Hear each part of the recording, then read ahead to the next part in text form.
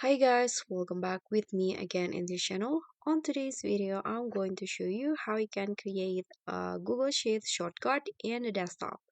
So here I've already opened the Google Sheets page docs.google.com/spreadsheets.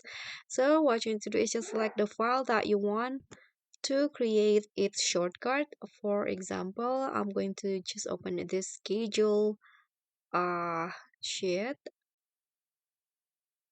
Okay, so just wait until it's fully open.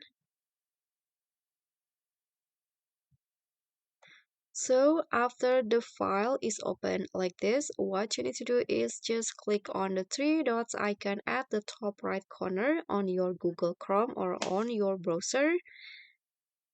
Here,